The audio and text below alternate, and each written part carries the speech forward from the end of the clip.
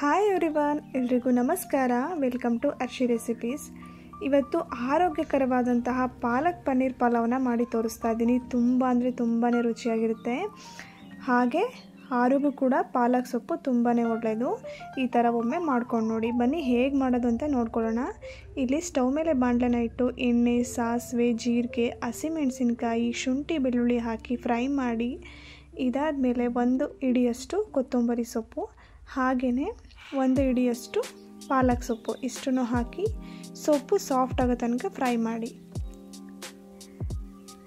ಇದಾದಮೇಲೆ 1-2 ಟೇಬಲ್ ಸ್ಪೂನಷ್ಟು ಹಸಿ ತೆಂಗಿನಕಾಯಿ ತುರಿನ ಸೇರಿಸ್ಕೊಂಡು ಸ್ಟವ್ನ ಆಫ್ ಮಾಡಿ, ಇದು ಕಂಪ್ಲೀಟಾಗಿ ಕೂಲ್ ಆದಮೇಲೆ ಮಿಕ್ಸಿ ಜಾರ್ಗೆ ಸೇರಿಸ್ಕೊಂಡು ಫೈನಾಗಿ ಪೇಸ್ಟ್ ಮಾಡ್ಕೊಳ್ಳಿ.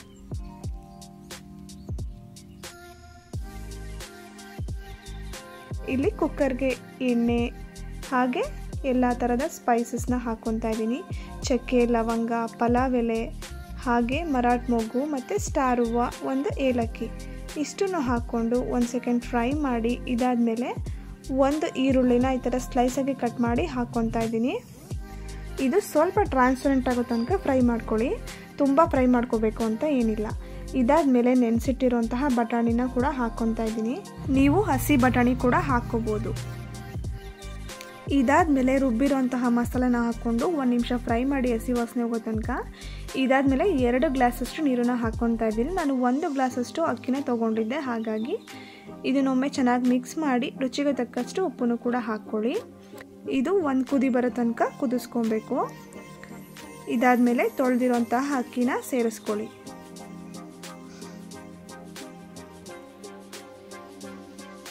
ಒಂದ್ಸಲ ಚೆನ್ನಾಗಿ ಈ ಥರ ಮಿಕ್ಸ್ ಮಾಡಿ ಕುಕ್ಕರ್ ಲಿಡ್ನ ಕ್ಲೋಸ್ ಮಾಡಿ 2 ವಿಷಲ್ ಕೂಗಿಸ್ಕೊಳ್ಳಿ. ಇವಾಗ ಪನ್ನೀರ್ ಕ್ಯೂಬ್ಸ್ನ ನಾವು ಫ್ರೈ ಮಾಡ್ಕೋಬೇಕು. ಎಣ್ಣೆ, ಅರಿಶಿನ ಪುಡಿ, ಖಾರದ ಪುಡಿ ಹಾಗೆ ಉಪ್ಪನ್ನು ಹಾಕಿ ಪನ್ನೀರ್ ಕ್ಯೂಬ್ಸ್ನ ಈ ಥರ 1 ನಿಮಿಷ ಫ್ರೈ ಮಾಡಿಕೊಂಡು ಎತ್ತಿಡಿ. ಇವಾಗ ಇಲ್ಲಿ ಪಲಾವ್ ಕೂಡ ರೆಡಿಯಾಗಿತ್ತು. ಇವಾಗ ಒಂದ್ಸಲ ಚೆನ್ನಾಗಿ ಮಿಕ್ಸ್ ಮಾಡ್ಕೊಳ್ಳಿ. ಎಷ್ಟು ಕಲರ್ಫುಲ್ಲಾಗಿ ಕಾಣಿಸ್ತಾ ಇದೆ ಅಲ್ವಾ?